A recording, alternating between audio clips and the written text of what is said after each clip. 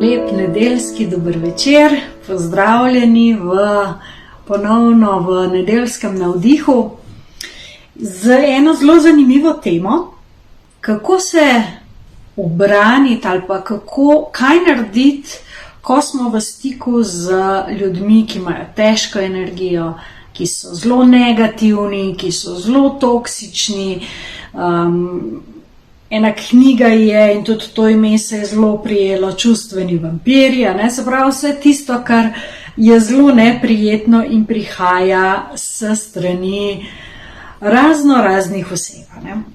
In to je ena tema, ki je tako never ending story pravzaprav, in danes bomo pogledali, kaj lahko naredimo, pa kaj je v ozadju, pa zakaj pride do tega, da se tako težko pravzaprav soočimo z takšnimi ljudmi in takšnimi situacijami in kaj so tiste rešitve, ki jih lahko nekje najdemo oziroma prvi koraki, dajmo tako reči. Začela bom pa z enega konca, ki mogoče ni pričakovan, ima pa veliko smisla. In sicer začela bom s psi. Zakaj to? Zato, ker so psi živali, ki imajo tudi svojo psihologijo, in zato, ker si mi z živalmi delimo živčni sistem, pa bomo kasneje videli, zakaj je to pomembno. V pasji psihologiji velja, da si psi zapomnijo, se pravi, ko se dva psa srečata, si zapomnita, v kakšnem stanju sta se razšla. Se pravi, kakšno je bilo tisto zadnje trenutki, preden sta se razšla. Zato, ker se to zapiše v njihov živčni sistem oziroma v njihov telesni sistem in naslednjič, ko se srečajo, se to spet sproži. Se pravi, če sta se razšla v nekem pozitivnem vzdušju, tudi naslednjič bosta drugega vesela. Če sta se razšla v nekem bolj agresivnem, popadljivem vzdušju, se bosta naslednjič že oddelati zagledala in se fejst nabevskala. In to velja. To sem jaz opazovala pri prejšnjem psu, pri zdajšnjem psu, skratka 20 let že to opazujem, kaj se dogaja pri psih, in moram reči, da sem se ogromno naučila o teh telesnih odzivih. In te imamo tudi mi. In zanimivo je, da človek, ki ga je ugriznil pes, se bo bal vseh psov. Zato, ker se v bistvu ta travma, ki se je zapisala v njegov telesni spomin, sproži ob vsakem stiku s psom.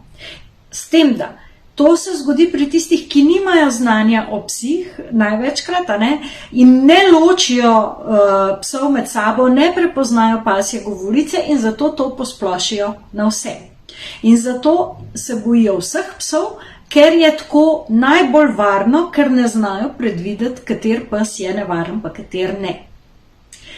Zdaj pa dajmo to na človeško psihologijo prenesti. Če ste kot otrok, zelo nasplošno bom dala primer, če ste kot otrok imeli slabo izkušnjo z bradatim moškim, se je v vaš živčni sistem to zapisalo. In v bistvu, ker je spomin tale, naš spomin pa malo slabši, se v bistvu to generalizira. In imate vi vedno slab občutek ob vseh bradatih moških. In v bistvu tudi kot odrasli boste imeli odpor do bradatih moških. In to so samo vizualne informacije. Mi imamo pa možnost sprejemanja skozi vsa čutila in pa tudi ne samo skozi fizična čutila, tudi čustveno. In mi si tudi, naše telo se zapomni tudi, kaj se dogaja na področju čustev.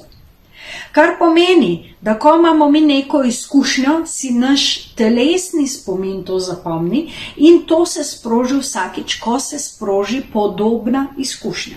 Ljudje, ki so pa ranjeni, čustveno ranjeni in se s svojimi ranami niso nikoli soočali, niso pozdravili, jih pa običajno predajajo naprej oziroma jih živijo naprej. In noben človek se ne rodi zloben, ampak se tak vzgoji. In to je bil zdaj uvod v to, kar gremo naprej.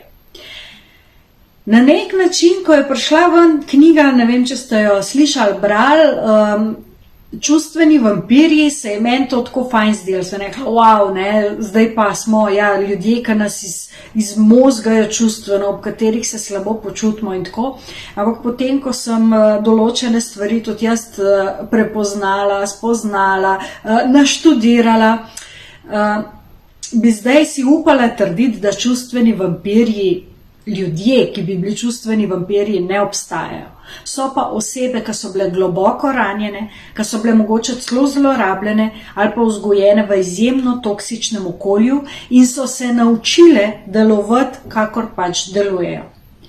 Zdaj pa pridete vi v njihovo bližino s svojimi ranami, s svojimi bolečinami in svojimi izkušnjami. Bom tako rekla, svojim spominom na bradatega moškega ali pa svojim strahom pred psom. In nekje se te vaše ranjenosti poklopijo s tistimi ljudmi. Se pravi, tukaj gre lahko tudi za odnos do avtoritete, izsiljevanje, manipulacije, vse damo lahko tukaj v to kategorijo in vedno se dva najdeta. Ja, eni imajo zelo, zelo veliko problemov za zelo, zelo veliko ljudmi, in so zelo težki po naravi, ampak še vedno z njimi imajo težave tisti, ki imajo tudi sami v sebi določene težave. Nekje tam, kjer se te vibracije ujamejo, tam nastanejo te osnovne težave, zakaj potem pride do nezdravih odnosov. Je pa tako, da ker tole gledate in tole poslušate, ste vi tisti, ki boste nekaj spremenili in to je dober znak. Za začetek seveda je treba spremeniti zavest, je treba spremeniti pogled na vse skupaj. In ena taka lušna je tale, se pravi, mučitelj oziroma učitelj. Moj mučitelj je lahko moj učitelj. Ko jaz spremenim zavest, ko jaz prepoznam, da imam jaz določeno stvar, na katero se to prime. In v bistvu, ko se vi vprašate, pa to si lahko zapišete in je fajn, da si odgovorite tudi na to vprašanje, s kakšnim razlogom je ta oseba v mojem življenju. Kaj se zaradi nje lahko naučim o sebi, takrat spremenite to, da je ta oseba vaš mučitelj, v to, da je lahko vaš učitelj. A je to enostavno? Seveda ne, sploh ne takole, ko nekaj poslušaš, samo pa rečeš, kako pa ne, pa meni je ta oseba toliko enega trpljenja prizadejala, pa toliko je grozen. In najhujše je tudi, da so to kakšne osebe, ki so blizu. Jaz sem ugotovila, da tašče so res v Sloveniji problem, vsaj pri tistih strankah, ki pridejo k meni, pa kakšni sodelavci, sodelavke, šefi, tisti, ki so nam blizu, zato ker tistim se težje izognemo. In v tej fazi, ko se začnete ukvarjati s tem, kaj narediti, kako se lotiti takšnega odnosa oziroma kaj narediti s tako osebo, določene stvari ne pomagajo. In sicer ne pomaga v tej fazi pogovor s tako osebo. Zato, ker taka oseba po vsej verjetnosti niti ne ve, da kaj narobe dela ali pa sploh noče o tem nič slišati oziroma ima zelo, zelo dobro utemeljeno, zakaj je taka, kot je. In če bi se morala popravljati in spreminjati, bi se morala verjetno ta oseba soočati s svojimi ranjenostmi in s tistim, pri čemer ima pač problem. V tej fazi tudi ne pomaga pogovor z ljudmi, ki ne razumejo psihologije, ker vam ne morejo dati pametnega odgovora in pametnega nasveta in verjetno, če ste se že pogovarjali o tem, kaj narediti in kako narediti, v glavnem nič kaj ni dosti pomaga. Pa ne pomagajo tudi, bom tako rekla, energetske zaščite in pa obiski jasnovidka, ker gre res tukaj za psihološke procese in pa čustvene procese, ki se odvijajo vzadu, seveda tudi za energetske zgodbe, ampak če si date samo en plašč zaščite, vi ne boste razrešili te težave. Na dolgi rok ne, mogoče vam bo na kratek rok lažje, ampak na dolgi rok pa ne. Zato pa bomo pogledali, kaj pa pomaga. Ne? Pomaga pa, da res se pogovorite sami sabo in odkrijete tiste svoje rane, na katere vam ta oseba pritiska, ali pa osebe s takšnimi lastnostmi. In v bistvu vzamete res to kot, ok, tukaj pa jaz imam nekaj pri sebi za razrešiti in lahko izkoristim to priložnost za svojo osebno rast.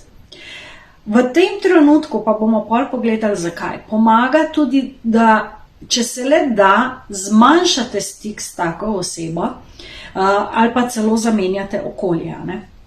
In pa seveda pomaga delo na sebi, psihoterapija, coaching, vse tisto, kar gre pod površino. Ne? In zakaj je temu tako? Ne? Bomo pa pogledali preko tega spet, zakaj se naš, ali pa na kakšen način se odziva naš živčni sistem.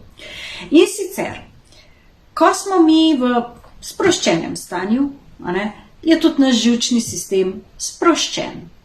Potem pa se pojavi nekaj, kar nas ali preseneti, ali ogrozi, ali se zgodi nekaj neprijetnega. In naš živčni sistem oziroma naši možgani, ki so narejeni za to, da nas zavarujejo, se postavijo v tiste tri poznane fight, flight ali pa freeze. Se pravi, da se borimo oziroma da gremo v obrambo, v boj, če ocenimo, da je nasprotnik tak, da lahko to storimo, da zbežimo, če imamo to možnost, ali pa da utrpnemo, zamrznemo. In ko nevarnost mine, se tudi živčni sistem samo regulira in sprosti, če pač ta negativna izkušnja ni bila prehuda. Če se to ponavlja, da se to nenehno dogaja, potem v bistvu in nimamo izhoda, ocenimo, da oseba ali pa nevarnost, da jo ne moramo premagati, da ne moramo zbežati in da ta friz traja predolgo, oziroma se prevečkrat ponavlja, takrat pa preide naš celoten organizem v stanje otopelosti.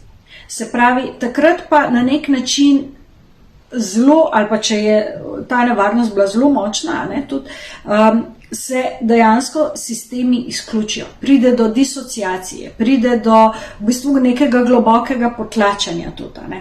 In to je tudi takrat, recimo, ko ljudje doživijo burnout, je to zaradi predolgo trajajočega stresa. Ker naš živčni sistem enostavno ne more več, ne zmore več in potem v bistvu naredi system shutdown. Ok, pa zdaj pa nič več ne moreš.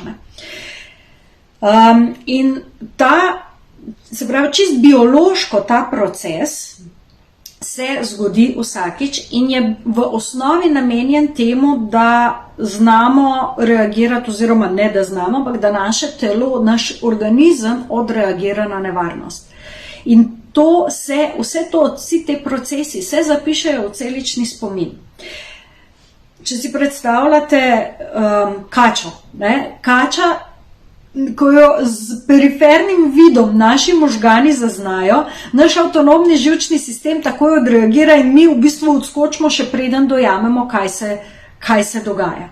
In kačo si mora recimo zapomniti naš živčni sistem, tudi če jo vmes 20 let ne srečamo, zato ker je lahko zelo nevarna.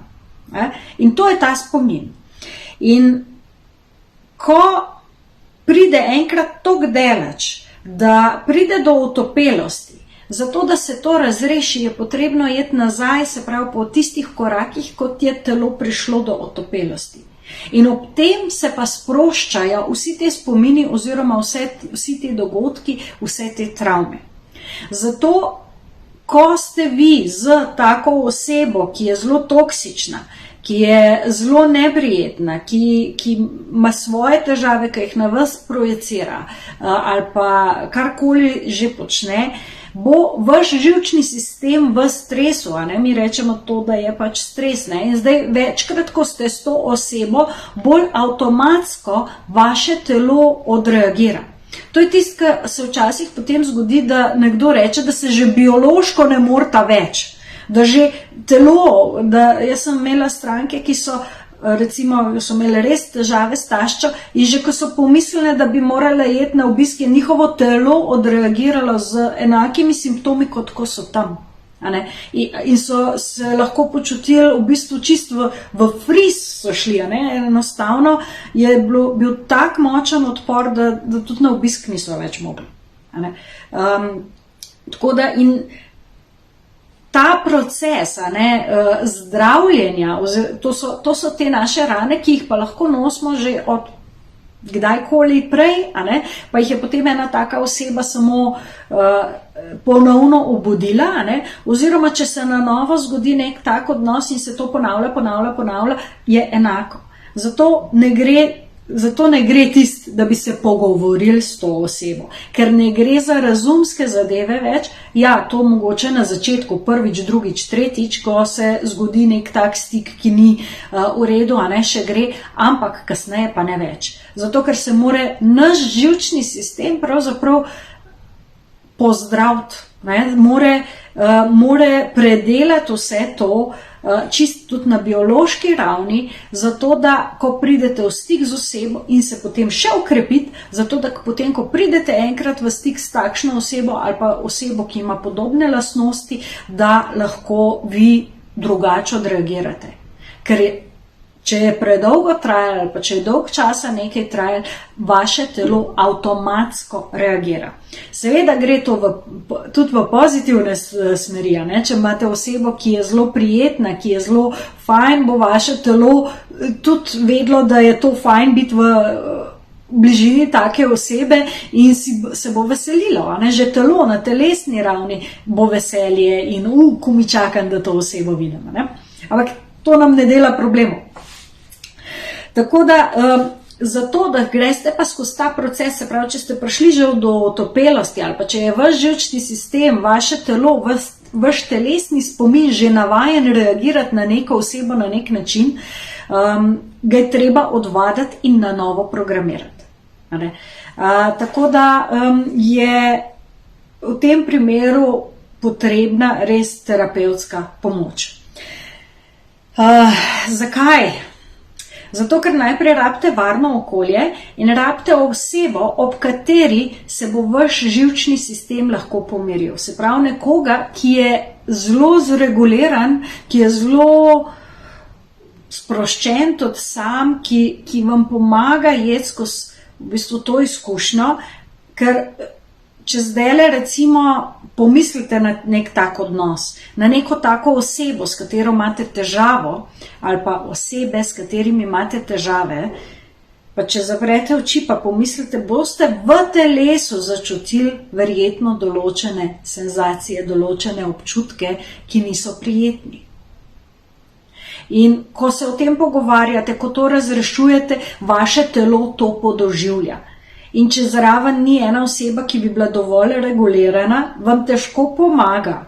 Zato sem prej rekla, da pogovori s prijatelji ne pomagajo, razen če so te prijatelji zelo stabilni, imajo zelo zreguliran živčni sistem in ne padajo zraven v vaše drame in v vaša čustvena stanja. Ker mi imamo tako imenovane zrcalne nevrone, ki drugega odsevamo. In če oseba ni res postavljena, ko vas posluša ali pa ko se z vami dela, bo padla v vašo zgodbo in potem boste to samo krepili. Živčni sistem seveda se pomirja in regulira z največkrat tudi gibanjem in to umirjenim gibanjem. Joga, take flowy zadeve, kot je ples, sprehodi v naravo, nič intenzivnega, nobenih intenzivnih športov, zato ker v bistvu intenzivni športi telo spet ga ne pomirjajo, ampak ga še naprej dajejo v neke dosti krizne situacije lahko. In v bistvu zmanjšanje stika z osebo ali pa menjava okolja omogoči, da se vaš sistem nazaj zregulira, da se ta travma lahko tudi pomiri, oziroma da se razreši. In zato, ker so naši ti mehanizmi preživetja, to, kar se dogaja na živčnem nivoju oziroma v živčnem sistemu, so avtomatski. In jih zelo težko reguliramo, če se tega vsega, kar zdaj razlagam, ne zavedamo, ne delamo na tem in zato se tudi stvari lahko ponavljajo.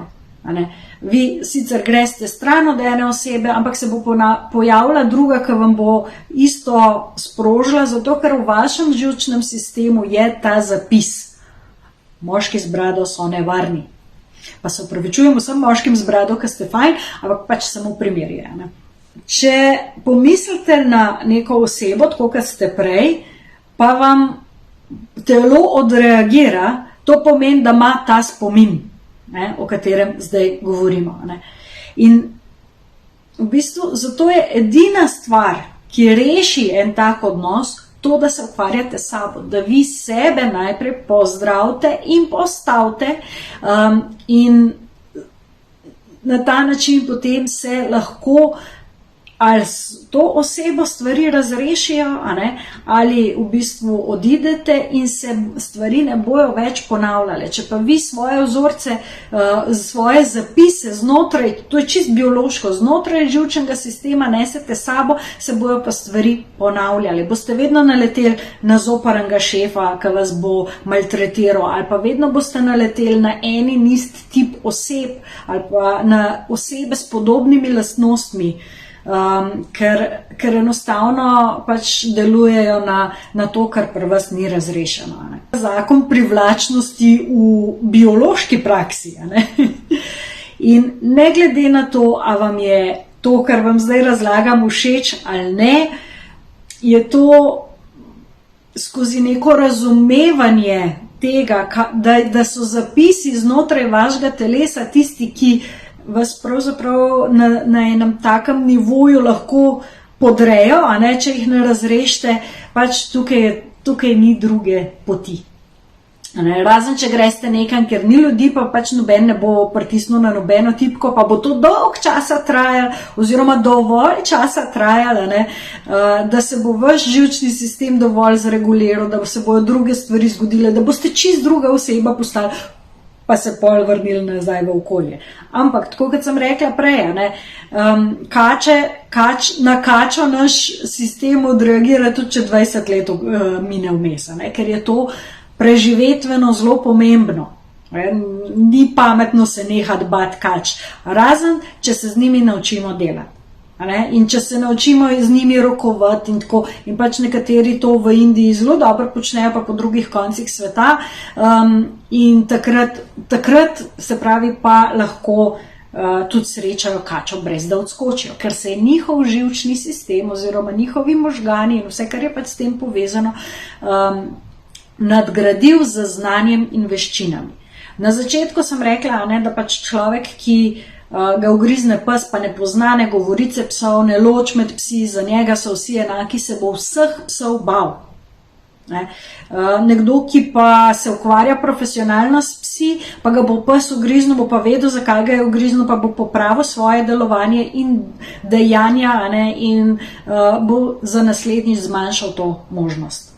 Ravno zato, ker so toksične osebe običajno v vašem bližnjem okolju, pa mogoče nimate možnosti iti stran, pa nimate verjetno niti znanja, oziroma potem, ko boste poslušali, boste vsaj razumeli, kaj se dogaja, ste tudi zaradi tega v neki zavesti in čustvenem stanju, ki vam ne omogoča rešitve. In zato je treba spremeniti svoje zavedanje, svoje čustvovanje in svoje odzivanje v takšnih situacijah. Se pravi, naučiti se je treba čim več o sebi in o tem, kako reagirate in o tem, s kom dejansko imate težavo. Da je to, da moramo reči to narekovaju, ena pasma, ne pa vse pasme. In seveda, če to želite in če to ste pripravljeni pogledati vase, potem se to da spremeniti. Seveda pa to ne gre z danes na jutr in je treba to tudi vaditi. In jaz velikrat rečem, ko neko situacijo ali pa nekaj razrešiš, potem se skoraj obvezno pojavi še enkrat ta oseba kot nek test. Tako kot v šoli, ne? O eni stvari se učimo, pa pride test, koliko smo naredili. In velikrat ljudje to napačno vzamejo, da pa vse to sem pa že razrešil, zakaj se mi je zdaj spet pojavil, pa spet me je iz tira vrgel. Ja, če vas je iz tira vrgel, potem niste tega razrešili, niste tega do konca pozdravili. Res, čist preprosto. Ne? In ta iskrenost do sebe je zelo pomembna. Tako da, zdaj, ta postopek, kako spremeniti zavest, kako spremeniti čustveno stanje, kako videti rešitve, kako videti, kje pri vas je tista rana, ki jo je treba pozdraviti in koliko časa in kaj je potrebno za to, da to pozdravite, je seveda nekaj, kar presega tale nedeljski navdih. Zato sem jaz pripravila na to temo eno spletno delavnico oziroma Zoom delavnico za tiste, ki vas to zanima.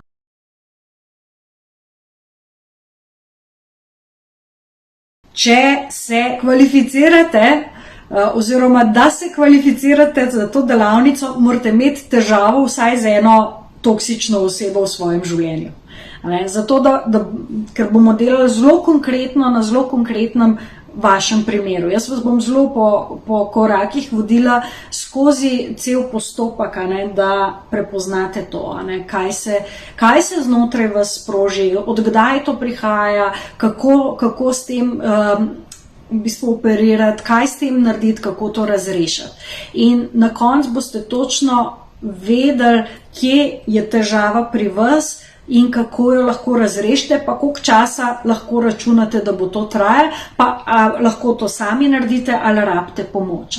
Tako da to je ena stvar, 2 urci si bomo vzeli, zelo bomo učinkoviti, šli do tiste točke, kjer boste sami začutili, da je še varno, če so pa zadnji kakšne večje travme, tiste se bomo pa takrat na delavnici tudi naprej pogovarjali, kaj se da, pa kaj ne.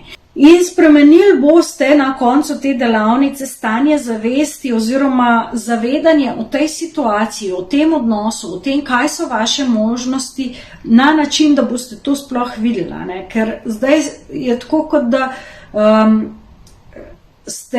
ker ste v tem čustvenem stanju, v tem odnosu, iz katerega ne veste, kako vam, ker če bi vedeli, potem bi to verjetno že naredili, in pa, da boste spremenili tisto, kar je znotraj vas, tisti trigger, na katerega lahko potem ljudje pritiskajo. Kot sem rekla, vsaj eno osebo tako toksično je fajn, da poznate, ali pa ste jo poznali, pa vas je še vedno strah, da bi se vam takšna situacija ponovila in se izogibate pol določenih oseb. Tudi to je, ker tudi to je strategija, ki jo veliko ljudi ubere, da se potem zaprejo in ne pustijo nobenega blizu. Zato, ker jih je strah, da bi se to ponovilo. Še ena, zdaj se mi je glih utrnilo. Smo v obdobju, ko tisti, ki delate na sebi, pa tisti, ki ne delajo na sebi, stojimo praktično na 2 različnih bregovih. In ko vi delate na sebi, dvigujete svojo zavest, jo spreminjate, se zavedate veliko več stvari okrog vas, kot recimo nekdo, ki tega ne počne, zaznavate tudi več tistega sranja, ker to ne moramo drugače reči, ki ga še nosijo ljudje, ki so nezavedni, ki nič ne delajo na sebi in ga še nosijo v sebi. In to je zdaj zelo tako, jaz pravim, tisti, ki veste, kako izgleda megla v Ljubljani po zimi, se pravi, ko je ves smog, pa tista megla, pa vse to, pa še inverzija in vse dol tišči, je to tako, in takrat pač ne morete se pretvarjati, da tega ni, ker je. Se pa lahko odločite, pa greste na izlet, pa se zapeljete malo nad Ljubljano, nad kakšne, ali pa nad Kotlino, tam malo višji, tam na 1000 metrov, pa vidite sonce, pa modro nebo, pa gledate tja dol, pa rečete, joj, bogi ljudje tam dol.